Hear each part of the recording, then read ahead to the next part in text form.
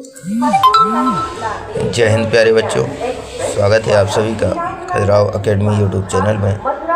साथियों, जैसा कि हम अभी तक वर्ष 2500 ईसा पूर्व से 1942 तक का कवर कर चुके हैं। आज हम बात करेंगे वर्ष 1942 से 1947 तक की भारत की आज़ादी का समय। भारतीय स्वतंत्रता की समय रेखा 1857 से 1947 तक। और समय भारत की स्वतंत्रता के लिए बहुत महत्वपूर्ण था, जिसमें भारत छोड़ो आंदोलन 1942 जैसी प्रमुख घटना हुई। अंततः 15 अगस्त 1947 को भारत को ब्रिटिश शासन से आज़ादी मिली।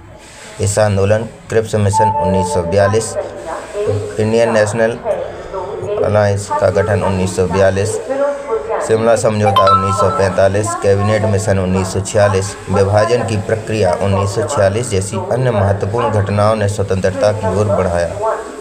बात करें महत्वपूर्ण घटना 1942 की। 1942 का सबसे प्रमुख आंदोलन भारत छोड़ो आंदोलन था, जिसे अगस्त की क्रांति भी कहा जाता है। महात्मा गांधी ने 8 अगस्त 1942 को अखिल भारतीय कांग्रेस कमेटी के मुंबई सत्र में इस आंदोलन की शुरुआत की, जिसका मुख्य उद्देश्य भारत से ब्रिटिश शासन को समाप्त करना था।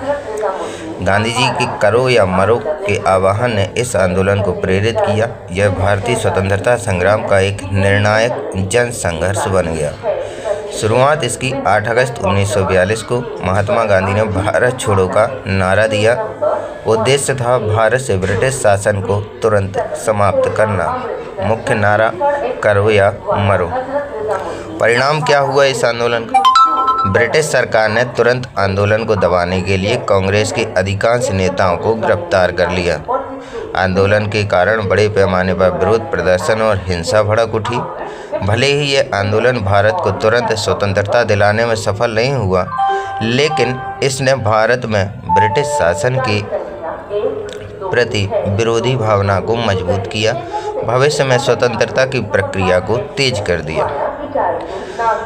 इसमें अन्य प्रमुख नेता सुचेता कृपलानी, राम मनोहर लोहिया, अरुणा आसफ अली, जयप्रकाश नारायण जैसे नेताओं ने भी इस आंदोलन का नेतृत्व किया था।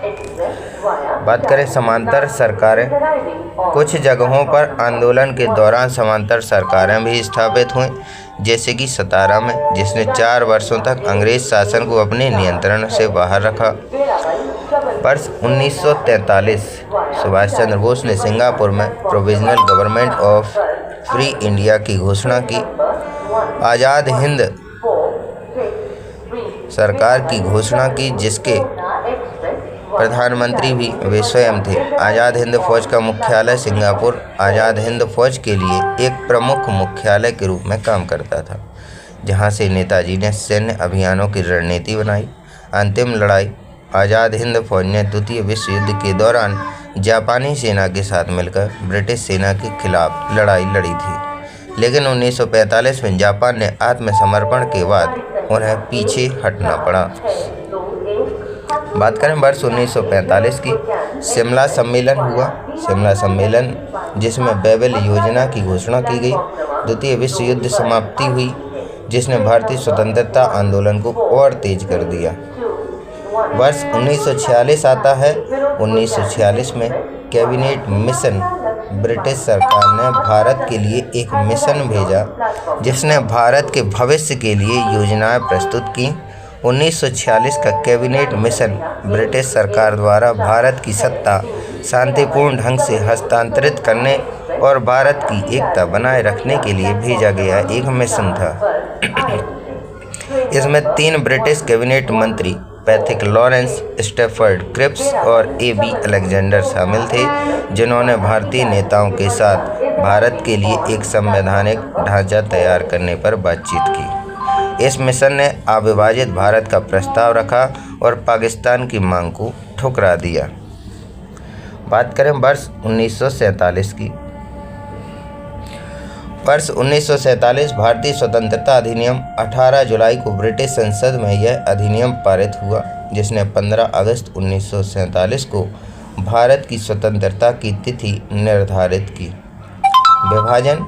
भारत और पाकिस्तान 2 अलग अलग देशों में विभाजित हुए। जिसकी सीमा रेखा रेड क्लिफ ने तय की थी।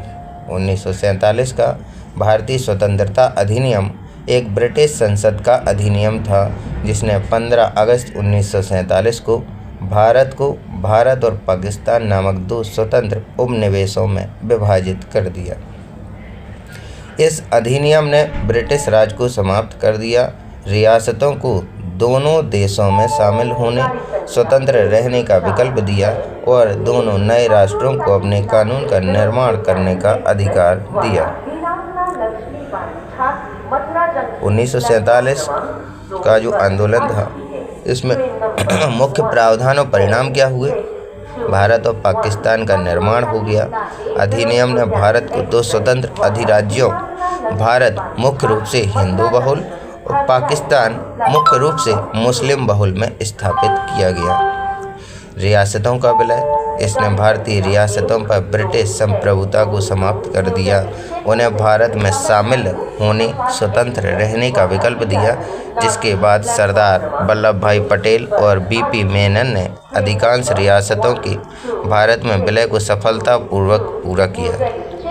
शासन का हस्तांतरण अधिनियम ने 15 अगस्त 1947 को ब्रिटिश ताज से सत्ता का हस्तांतरण किया और माउंटबेटन भारत के गवर्नर जनरल बने, जबकि जवाहरलाल नेहरू भारत के पहले प्रधानमंत्री बने थे 1947 से।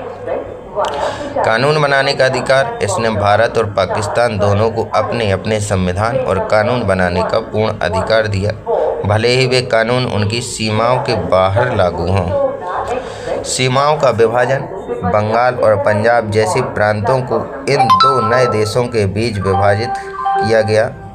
अन्य प्रावधान, ब्रिटिश सम्राट ने भारत के सम्राट की उपाधि छोड़ दी। ब्रिटिश भारतीय सेना को दो नए राष्ट्रों के बीच विभाजित किया गया।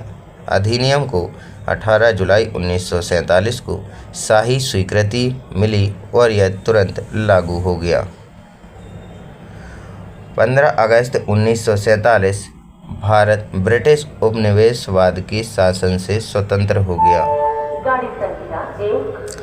साथियों, ये थी वर्ष 1942 से 1947 तक की महत्वपूर्ण घटनाएं जो आपके पेपर के लिए बहुत ही महत्वपूर्ण होने वाली हैं। इन्हें अपनी नोट्स में लिख लीजिए और बार बार इनका रिवीजन करिए ताकि पेपर में कोई भी प्रश्न आपसे छूट ना जाए। क्लास अच्छी लगी हो तो क्लास को शेयर ज़रूर करें और चैनल को सब्सक्राइब करना ना भूलें। जय हिंद, जय भारत।